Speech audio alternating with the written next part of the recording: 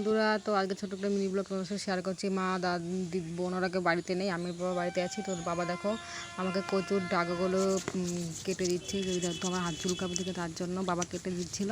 কিন্তু কাটার পরে দেখো সমস্যার সমাধান হয়নি। আমি ধুতে গেছি, ধোয়ার পরে হাত চুলকাচ্ছে, তো বলার মতো না। দেখতেই পারলে তোমরা, লবণ দিয়ে খুব হাত ধুয়ে নিলাম, তবুও ঠিক হচ্ছিল না। তো মা বাড়িতে নেই, একাকাই কাজগুলো করছিলাম, কিন্তু বাবাও আমাকে সাহায্য করে দিচ্ছিলো। দেখো কাটছিলাম, কিন্তু হাতে এখনও চুলকানি বন্ধ হচ্ছিল না, তো বলার মতো না। তো তারপরে কী করবো, সবজিগুলো কেটে নিচ্ছিলাম, তো আস্তে আস্তে ঠিক হয়ে যাচ্ছিলো। তো তোমাদের কার কার কচুর ডগাগুলো ধুলে পরে হাত চুলকাকে আগে বলতাম, মা তুমি এতক্ষণ ধরে কী রান্না করো, এত টাইম লাগে। তো আজকে বুঝতে পারলাম আমি, সব বাসি কাজ সেরে টেরে কাজ করতে গেলে কতটা কষ্ট হয় আমি বুঝতে পারছি।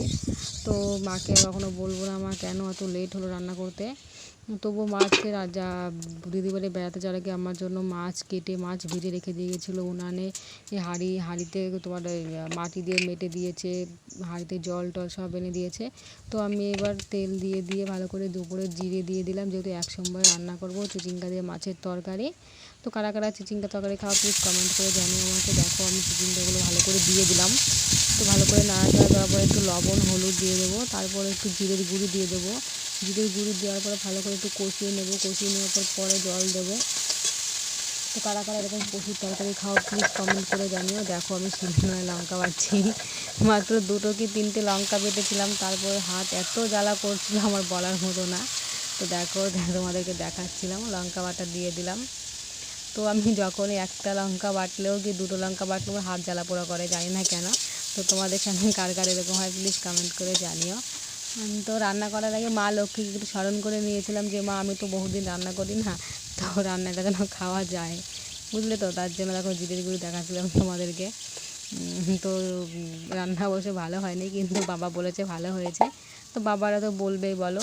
তো হাঁড়িতে ওখানে গরম জল হচ্ছিলো, তো গরম জল দিয়ে দিলাম তরকারিতে, তারপরে চাল দিয়ে দিলাম। ভালো করে গ্যাসে রান্না করতে পারতাম, কিন্তু ভাবলাম যে না একটু উনুনে রান্না করি, উনুনে রান্না করাটা ভালো হয়। যেহেতু কচুর ডগা রান্না করব, কচুর ডগা গ্যাসে রান্না করতে গেলে কিন্তু অনেকক্ষণ লেট হয়ে যাবে।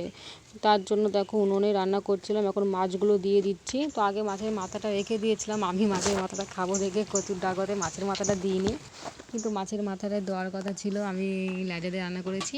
তো কচুর ডাগা যেহেতু আমার হাত চুলকাচ্ছিলো, তার জন্য একটু ভালো করে জল দিয়ে ভাপিয়ে নিয়েছিলাম যে না চুলকায়। তারপর বেশি করে রসুন থেতো করে নিয়েছিলাম, তো তেল দিয়ে ভালো করে জিরে টিরে দিয়ে তারপর রসুন ফোড়ন দিয়ে মাছ দিয়ে তারপরে কচুর ডাগাটা দিয়ে দিয়েছিলাম। তো তোমরা কে কে রান্না করো প্লিজ কমেন্ট করে জানিও।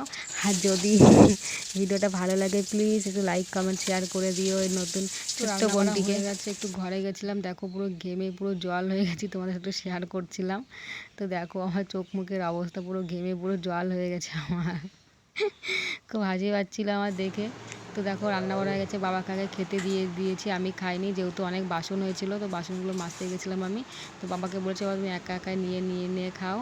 তো রাতেও ঠিকঠাক মতো খাওয়া হয়ে গেছিলো। খাওয়া টাওয়ার পরে দেখো দুধ ছিল, তো গরম দুধ খেলাম। দুধ খেতে আমার পছন্দ হয় না, একটুখানিকেও ভালো লাগে না, দুধ খেলে মুখে গন্ধ বলে। তা সত্ত্বেও আজকে একটু খেতে হলো। তো প্লিজ কমেন্ট করে জানিয়ে আমার এই ছোট্ট মিনি ব্লগটা কেমন লাগলে ভালো লাগলে একটু কমেন্ট শেয়ার করে দিও প্লিজ।